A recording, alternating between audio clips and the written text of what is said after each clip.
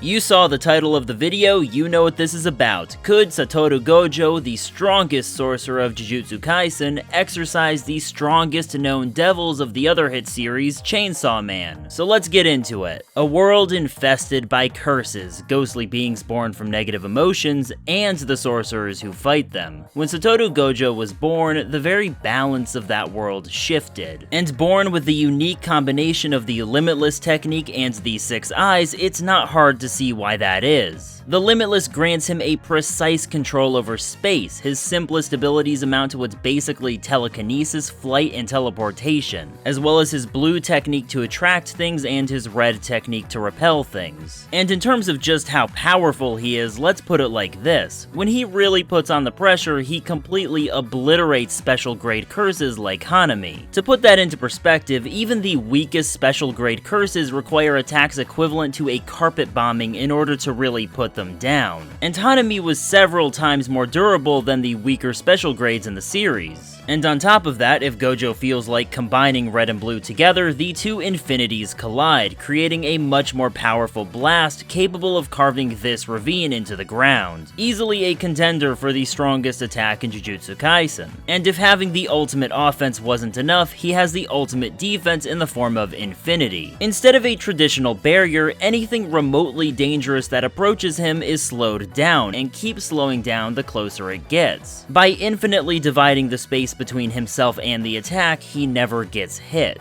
All of this and more make him practically invincible. He's a sorcerer well deserving of the title, the strongest. But every series has its strongest. The world of Chainsaw Man is a world constantly defending itself against devils, beings born from fear. Now you have your standard devil like the Bat Devil, or even things like the Eternity Devil, but they are nothing compared to the Primal Fears. The most powerful devils, transcendent beings that represent the fears intrinsic to our very nature. Currently, they're beings shrouded in mystery, with only 2 having been revealed so far. The Darkness Devil and the Falling Devil. But how powerful are the Primal Fears? While we can't say exactly how strong they are since they spend most of their time fighting people far weaker than them, we can make some generalized statements about them. 1. They're glass cannons. While they're incredibly powerful, they also easily take damage from beings weaker than them. The Darkness Devil is made to bleed by Makima, and the Falling Devil is torn apart by Denji. Their power isn't really used to strengthen their bodies since they don't really need to. They have a ridiculous healing factor, with Darkness being able to heal any attacks as long as there is darkness for him to heal from, and Falling comes back from being completely eaten alive. Second, in terms of their sheer power, we don't have many great feats. The best one we have is Falling throwing a building and wrecking a city block, but that probably wasn't her full power since she was actively trying not to kill Asa in that scene. Plus, we can be confident the Primal Fears outputs should be higher than anyone else's in the series by a decent margin. So they should be significantly more powerful than even the Gun Devil, who is capable of wiping away multiple city blocks in a matter of seconds. We even get an idea of this in the latest chapter, with it revealing that during the Falling Devil's brief appearance on Earth, it was also causing natural disasters all over the world. Now, with all of that power between them, the question remains. If Gojo was somehow thrown into the Chainsaw Man world and got right down to the usual business of killing curses, could he beat the strongest devils? We'll start with the Darkness Devil. Now, Gojo versus the Darkness Devil is kind of a complicated fight. We never get a full explanation of Darkness's abilities, but we do see enough in action to have an idea. A frog croaks and Darkness's enemies are instantly dismembered. By pointing at someone, it can make someone split into pieces. By saying whatever it said here, it can cause holes to be punched into a person. By clapping its hands together, it can twist a person to death. If it looks at someone, they start bleeding from the nose and mouth before falling over, and it also has this cool sword, also this barrier that blocks Denji's attack with ease. And lastly, there's a moment where Kusakabe uses the Stone Devil to turn the Darkness Devil to stone, except that doesn't work and Kusakabe gets turned to stone and shatters instead. A lot of people interpret this as some kind of ability reflection, but it's not explicitly said. Now, the sword is probably useless against Gojo, as I doubt it can get through infinity. However, most of these powers seem like some form of telekinesis and could probably bypass infinity. It's very likely Darkness could rip Gojo apart. That being said, Gojo has access to reverse curse technique. As long as he has enough cursed energy, he can heal from any wounds that isn't to his brain or stomach. And since the 6 eyes reduce his curse energy usage to almost 0, he should be able to heal massive wounds without much trouble. In the latest chapter at full output, he was able to heal from a constant barrage of slashing attacks, capable of slicing clean through him. He even survives what seems to be a partial decapitation. The main point is that Darkness could severely injure Gojo, but that wouldn't be the end of the fight. And Gojo isn't just gonna sit still and take a beating, he can probably teleport around to avoid being targeted. Although his red and blue techniques might not be the most effective attacks given Darkness's barrier. And whether or not purple could get through it is highly debatable since we don't know the exact upper limit of either. But that's not all Gojo has. Let's talk about domain expansions.